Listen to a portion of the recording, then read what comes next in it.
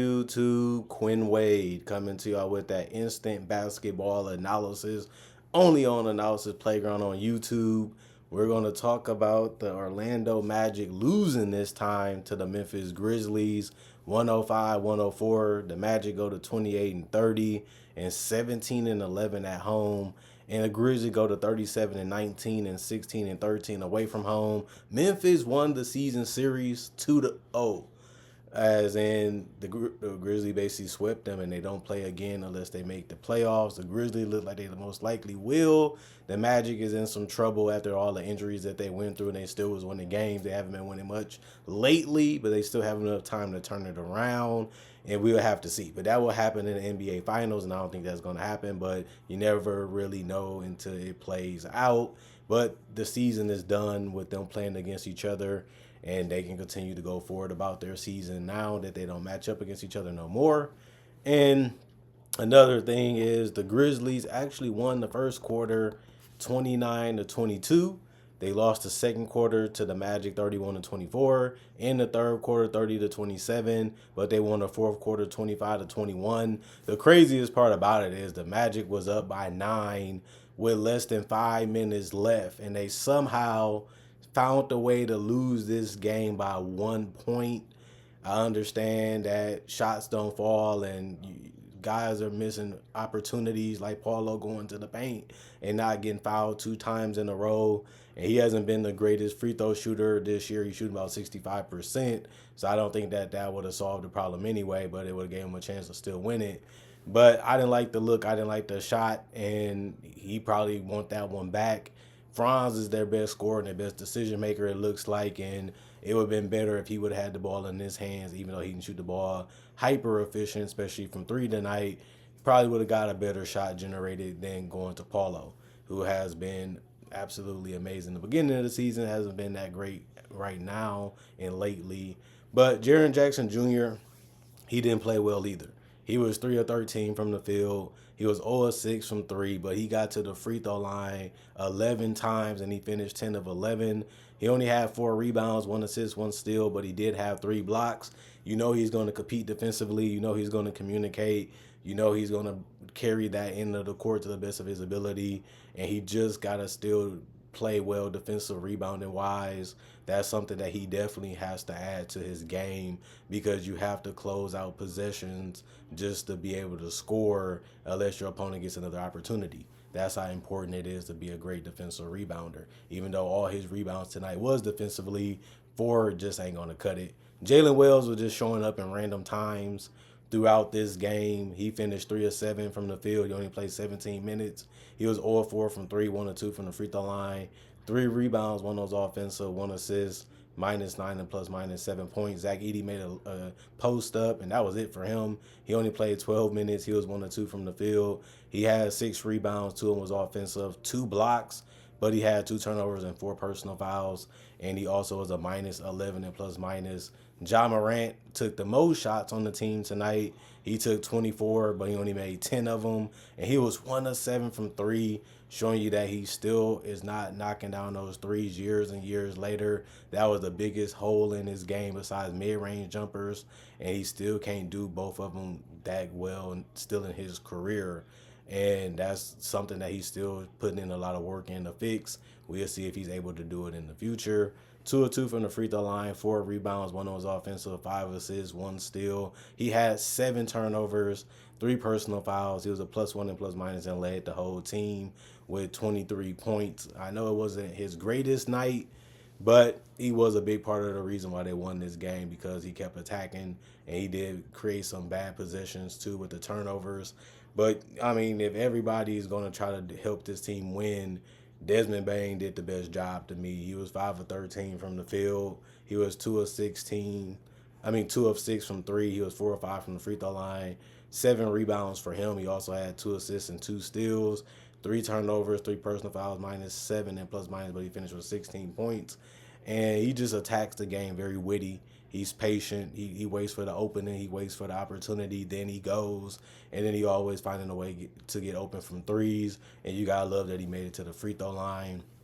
2, Brandon Clark was just exceptional off the bench, finishing 6 of 10 from the field, 0 of 1 from 3, 1 of 2 from the free throw line. He did have a double double. None of the starters did, but two guys had got in double figures in rebounds off the bench, and it was Aldama and Clark. But Clark had 4 offensive rebounds, just like Aldama. He had 2 assists, 1 steal, 1 turnover, 2 personal fouls. He was a plus 14 and plus minus with 13 points. Aldama only had 9 points. He was a plus 22 and plus minus. He had 2 personal fouls and 2 blocks, but 4 assists. And he was 0-2 from the free throw line, 1-3 from the 3-point line, finished 4-9 from the field. They needed that tonight, and that's why they got so many minutes, 31 minutes for Adama and 27 minutes for Clark, and they delivered. G.G. Jackson did a great job, too, getting in double figures and points. He was 4-5 from the field, 33 from the 3-point line, 1-2 from the free throw line, 2 rebounds, 1 was offensive, 4 personal fouls, plus 4 and plus minus 12 points. Luke Kennard was 2-6 from the field. He finished 0-2 from 3, which sucks, but he was 1-1 from the free throw line. He did finish with 5 points and 4 assists, kept finding guys and turning down shots for good ones or great ones. 2 rebounds, 1 steal, 1 personal foul, plus 6 and plus minus.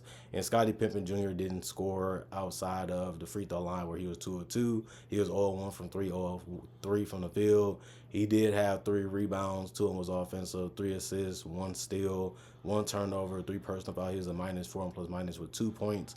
The rest of the guys did not play coach's decision. 38 of 92, 41% from the field, 7 of 33, 21% from 3, and 22 of 29, 75% from the free throw line. These are not good shooting numbers. They're not even okay shooting numbers. They're just bad.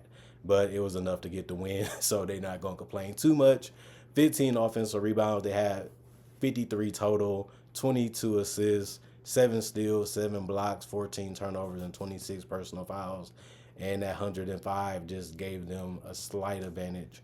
And then you look at Paulo Banchero. He took a lot of shots. He actually took the most on the team tonight, and it was just a bad game for him, just terrible. But you gotta like the fact that he was being physical when he was looking for these shots, and he was going into guys to force the foul and get other opportunities at the free throw line. But he was 5 of 21 from the field and 1 of 6 from 3. He's been bad in those categories all year. He's a high volume scorer, but he's not even doing it efficiently, even though he's big and strong.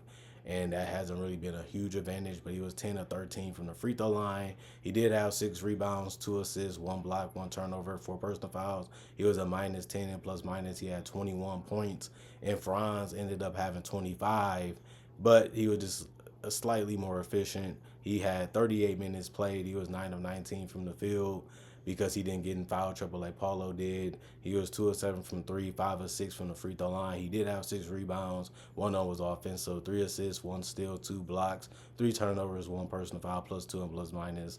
Wendell Carter got started early and just hit some shots here and there. After that, he finished 5 of 12 from the field, 0 of 2 from 3. He had 10 points and 11 rebounds. 7 of them was offensive. 2 steals, 3 turnovers, 4 personal fouls, plus 1 and plus minus. So he got a double-double as a starter, and he was just getting easy opportunities fed to him, and then he just had to convert, but he did miss his threes. Cole Anthony looked for his shots tonight. He finished 6 of 12, which was great, and 2 of 4 from 3, which was also amazing. He was 3 of 4 from the free throw line, 17 points, 9 rebounds, 3 of them was offensive, 7 assists, 2 steals, 1 block, 3 turnovers, 2 personal fouls, plus 6 and plus minus.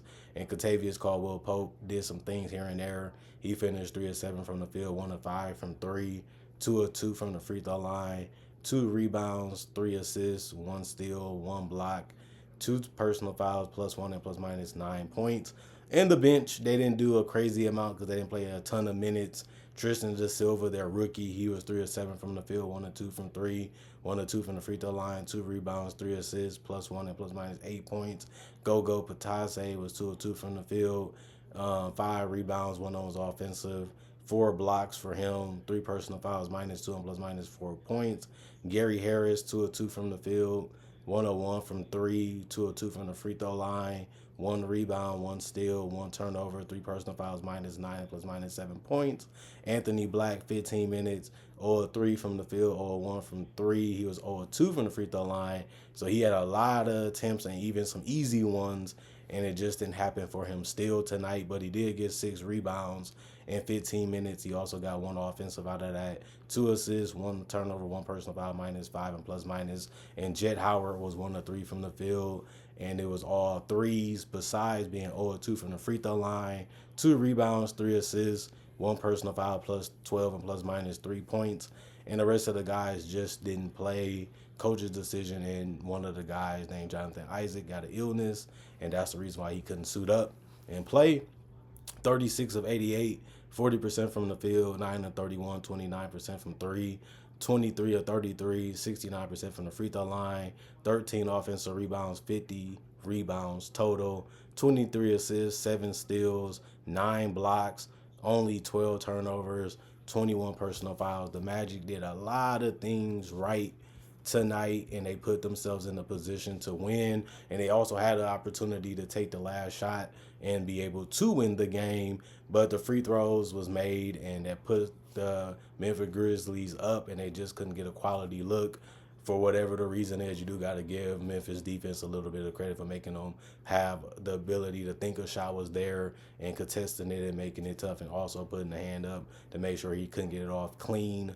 I think it was a reckless, tough shot from Paulo. He could have took something better. He could have slowed it down a little bit more. He didn't really have to rush or force it because he had a lot of time on the clock to get a quality look or even pass it to one of his teammates to get a better look than what he took.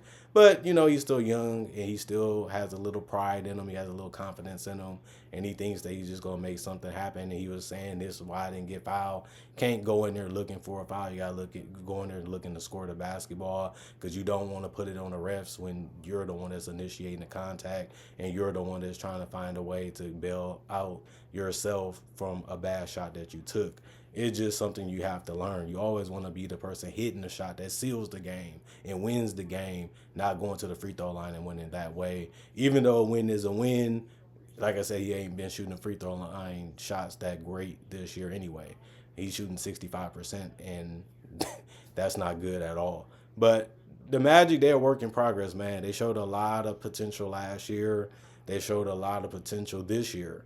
And this is just a team that you got to get so hurt. Now I got to teach you all this again. Now I got to tell you this again. You have to keep telling them till they break those bad habits and get it out of their system and get out some of that hero ball out of their blood. And they're so used to carrying teams and doing everything for teams.